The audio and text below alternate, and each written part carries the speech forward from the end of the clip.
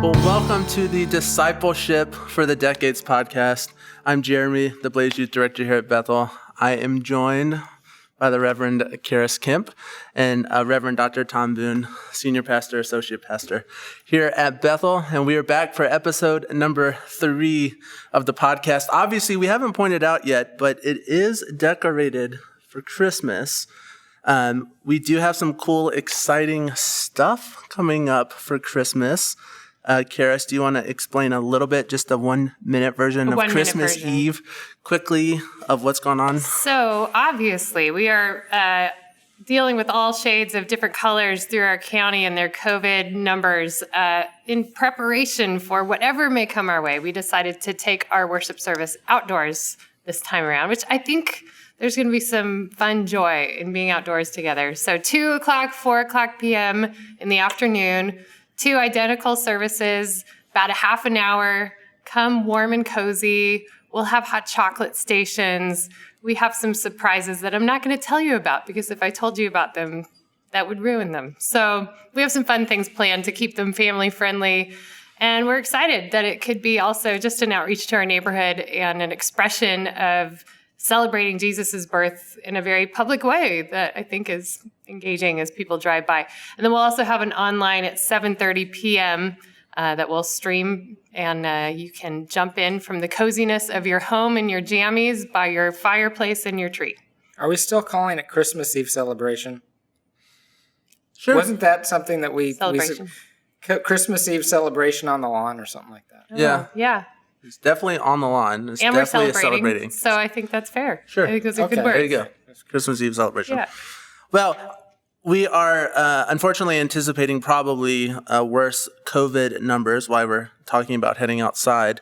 But we are currently in the building for Sunday morning's worship. And so this past week, we talked and heard from Reverend Dr. Tom Boone from the sermon this week. So, Tom, as we typically do, why don't we start with that sermon wrap-up? Absolutely. I'll aim for 2 minutes here. So, what we did is we looked at this chapter, Matthew 19, and the more I looked at it, the more I saw something pop out to me, that Jesus is involved in several different kinds of conversations, and the conversations have a theme, and it's with people who are coming from a position of advantage of that society, and the conversations all seem to orient around the need to control life even to the point of our eternal destiny.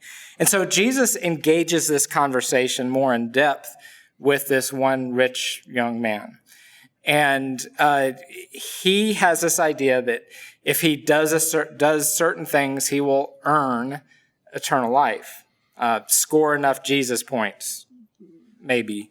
And so the question he asks is, what must I do to inherit eternal life? That's the question he asks.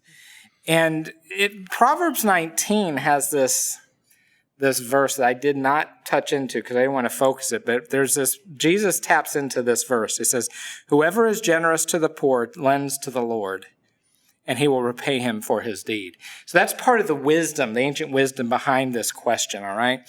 And Jesus' answer. And I didn't go into that because I didn't want to make it a sermon about giving to the poor. That was not the direction I wanted to go. Instead, I wanted to focus on this blind spot of surrender, which I think Jesus is tackling throughout that chapter. Our need to control too much. We got to surrender that. And it's an attempt for Jesus to say, hey, trust God with not just giving you things, providing you whatever you have, but trust to surrender it back to him. Everything, if that's what he's asking you. He's not saying you have to give everything up, all of us. He is saying, if I ask that of you, will you do so cheerfully? And 2 Corinthians 9 gets at that. Each one must give as he's decided in his heart, not reluctantly or under compulsion, for God loves a cheerful giver. And so there are lots of ways to surrender. You take Sabbath, it's surrendering one day out of our week to really focus on resting in the Lord and learning of him a little bit differently. Our bodies are another way we surrender certain things. And surrender is tough. So I developed 2 takeaways there. One was obviously prayer, because Jesus says, with humans this is impossible, but with God all things are possible. And then the second one, which probably you want to tease out a little bit more, is accountability. We can't do this just on our own. We have to pull somebody into that equation and let that person in and ask, so how's it going with this whole surrendering control thing? So that's the sermon in a nutshell. So we hear from the passage that we read, what I hear you saying, though, is we don't have to give up all our worldly possessions unless we're asked, right? The guy in the story gets pretty sad when he's told that he has to do that. Sure. We don't have to be sad like that, right? That's what we're saying? Well, I think that gets to that wisdom that Paul's reflecting. And it comes really from Proverbs chapter 19. As we give, we're really giving to the Lord. That there's this, and that Matthew 25, as you've done to the least of these, you've done it to me. So there's some kind of sacred act that goes on here. We should be glad to give to the Lord. We should be glad to, hey, God, take whatever I have as yours and use it how you wish. I get to partner with you on that. So there's just cheerfulness to it, not a sadness. It's interesting. Sometimes we have questions that we talk about beforehand. This was not one of those. But Christmas is not, especially in the society in which we live, is not a time that we often think about giving. We often feel like especially working with the students, right? They're expectant of the Christmas presents that are to come, right? The Christmas break that I deserve, right? It's a lot of what we see in society is what we're receiving. This idea of giving is not something that comes naturally to most of us. And I find that interesting as we talk about this, and it's Advent, it's Christmas, it's an interesting time to really think on that. And I don't know, do you guys find it hard or harder to give or easier to give? Randy and I were talking about this last night because we are talking about, family. Okay, who all are we getting presents for? Do we do that when we're not together? What are the parameters? And so many families have what they do. So maybe you draw a name from a hat. And so whoever you draw, that's the person you get your gift for. He also has a sister who passed away several years ago, but she was an amazing gift giver. And you knew when Brenda gave you a gift, it was this outpouring of what you were saying, Tom, this coming from her joy and delight in giving a gift. And not only was it a gift, but it was the perfect gift, the right gift for that person. And so she set a standard of, okay, if we're going to give something, I want to give something that means something. And so Randy was just talking about, well, what's the purpose behind gift giving? And he was getting philosophical on me last night. And I like Randy. Yeah. I know. Yeah. He really was asking those deep, and we were just sitting around the fire talking about it. And I think it is applicable to your sermon in the sense that this is a season where, yes, as kids, you're all about the receipt. I think as you mature, you realize that this is a season where there's a rhythm of generosity. And it's in our culture, but it's also, you don't have to, but you can. And you can be abundantly generous. And you can say, I'm going to bless those second cousins that I barely know with the honey baked ham or whatever it is that you give, that there's this choice to say, I can be abundant, I can be generous, even if it's homemade gifts that are generous with time, generous with energy. So, and that could have been a whole way to go with, that would have been a completely other way to go with the message. That's the beautiful thing about this passage. You can go a lot of different directions. That's certainly, I think, one that's very valid, Jeremy, and thanks for bringing that up. Well, and it's interesting. Some of you at home probably have had this argument. I know in my family we have, is a gift card a reasonable gift to give somebody, right? It doesn't come across as personal. It doesn't, but I do think it's the heart behind why we give, because I'm always like, I just don't know what I want. So can you just give me a gift card? When something strikes, I'll go out and buy it. And if somebody's asking for a gift card, hey, right? Go for it. Brilliant. Easy. My mom is not necessarily, I know she might be watching, not necessarily on the same plane there in that way of thinking. So we did talk, so it is about true surrender, right? And you gave us some examples, Tom, of what that surrender could look like, right? Maybe it's giving up a Sabbath that some of us often don't do, but obviously it's something that biblically we're called to. What are some other ways that we can truly surrender in our life? Anyone have any?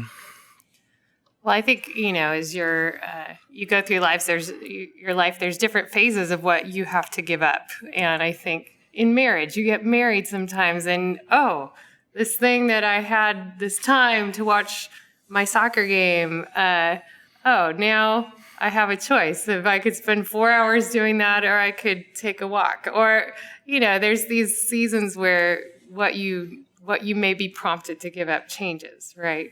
So I was thinking about this season for me, and really time and my own agenda is often what needs to be surrendered. And to say, you know what, I have things to do, but the choice to sit with my daughter and talk to her and have a real talk, or go do something with Randy, instead of just reading my novel, I'm going to be relational and personal. And there's fruit from that, and you can be cheerful about it as well. Sometimes it takes a little arm twisting to remember, this is a good thing. Yep. Uh-huh. But I think those are things that, as I ponder, that I feel convicted by God. This is something that I can surrender and say, you matter more than the things that I feel like I'm needing to control, which gets to your sermon point of this holding on to control, right? Yeah. And who was it that said they want their hands not to be so tight that God could take something from it? Yeah. That's a over paraphrasation. Corrie ten Boom. Yes. Yeah, thank this is you. a remarkable testimony on her part. Yeah. Chuck Swindoll, she was talking with Charles Swindoll in an interview there, and they had that exchange. Yeah, that was interesting. Yeah, for me, surrender is not easy, and if you've listened to the first couple of podcasts, you probably know that about me, right? I'm a go-getter, want to just do stuff on my own, and so it's hard to say, okay, God, I'm going to let you handle this, right? I'm going to let you take this. Why is it so hard for us to surrender?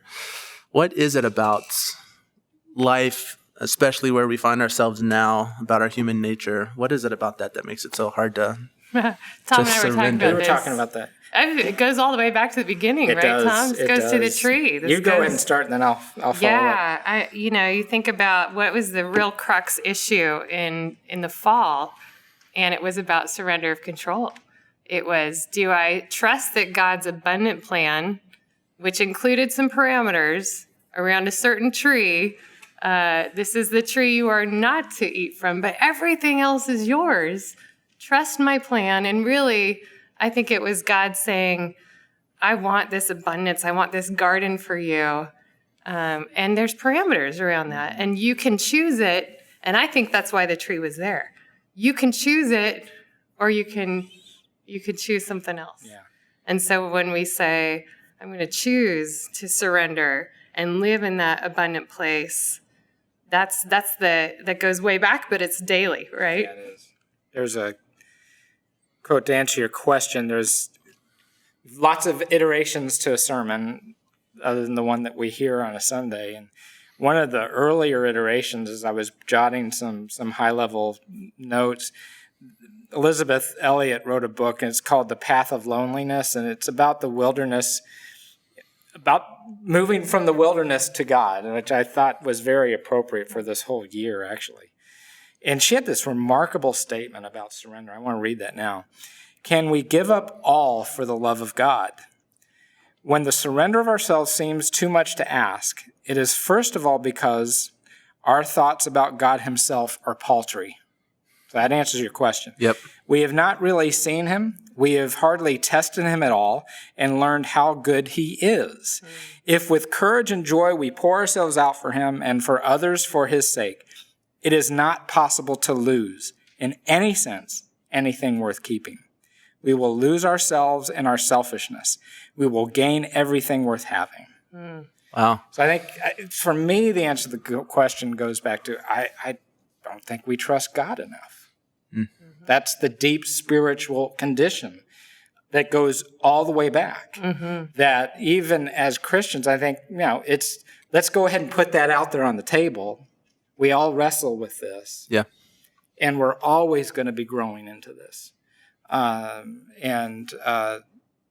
So for me, I think that's it. No, I think those are great. And that's why it led us to that first stepping stone. I'm doing them in reverse order, but prayer, right? That deep trust of God starts with prayer, right? What are some ways let's get real, when we're praying and we want surrender, we're asking God, hey, we need to surrender, we want you to take control. What is some of the verbiage that you guys use in your prayers to ask God to surrender over to God something? Because that's what this is about, right? Real faith meets real life. And so hopefully you'll be able to take away things that you can do in your everyday life. But what's that prayer look like for you? I think one thing that, anxiety, right? Fear, so much of that is at the root of prying our fingers off of control, that when you feel like your hands are grasped tightly, to say, Lord, I'm holding on, literally holding on to anxiety, my control, my fear, stuff that's not your abundant best. I'm going to give it to you. Will you take my fear, my anxiety, my anger, whatever the emotion is, and will you replace it with your peace, with your joy, with your delight, with your love, with your compassion, and to literally sometimes take your hands and think about that visual of, I'm letting it go, and I need you to replace it with you, rather than all of my stuff. And so that's a regular for me. Yeah, that prayer posture of open hands, right, on your knees, there's something about that, right, it's no longer it's the clenched fists, it's the open palms. Do you have anything, Tom, when you're trying to surrender things? I just say 2 words, help me. That sums it up for me. Just help me, Lord, let go, even of this. And I did it with my daughter. I've done it with some very significant, not people so much, but things that I was very passionate about. Okay, Lord, help me give it up. Help me surrender this. And because the credit, if I don't, the credit comes to me. And it's got to go to God. It's so that if it happens, it's God did this. Yep. And that's good. But where I find where that meets resistance, even among Christians, is particularly with folks who would come back and say, "But you have to have a plan. I mean, you got to, Right? But you got to know where you're going." And I haven't found the words yet to say that those aren't two necessarily opposed things. Yeah. But yes. But do I have enough flexibility to say, "Okay, Lord, I can't control this anymore. It's yours." So. Well, that's somewhat very Presbyterian of us, right? Sure. To have the plan, to want to know where we're going, to have a step-by-step process, and that's a really great thing. But yeah, if process is a good word, right? Process. Yes, but if God throws a monkey wrench in there, are we able to pivot, that word that we've used a lot, and just... It's not easy to pivot. No. Yeah. Well, and that leads us to that second stepping stone, right? We start with prayer, and then it goes to that piece, Tom, you're talking about, the accountability. Sure. And having someone in our lives that we can turn to. So first off, would y'all care to share who that is for you? Who in your life do you turn to as that kind of accountability to help you surrender? Well, I think there's different people for different things for me. And for sure, my spouse, Randy, is accountability for sure. We're go-tos for each other. But there's also, I've been talking to a spiritual director once a month, and that's been a different form of accountability. And it's really a beautiful listening that I receive from this person, but there's also an expectation of you're going to spill it and you're going to be real. And so that accountability there, and I think of just Christian Christian brothers and sisters who've been in my life for a long time. And, our the best man from our wedding was visiting us recently. And to be able to sit down at a table with a puzzle spread all out and to really talk about matters that matter and to get to deep things together and to say, hey, tell me this story and help me understand your process. And for him to be able to look into my parenting, which he's been witnessing, the past 3 days up close. How does that feel when your kid says this? And so it was this great, with old friends, you can have those conversations, and hopefully with new friends. I agree. I think it does depend. Joy's my accountability person. And I think COVID, one of the blessings that's happened is that it's all in the open. I mean, you can't hide work even now. Yep. And so there's that accountability.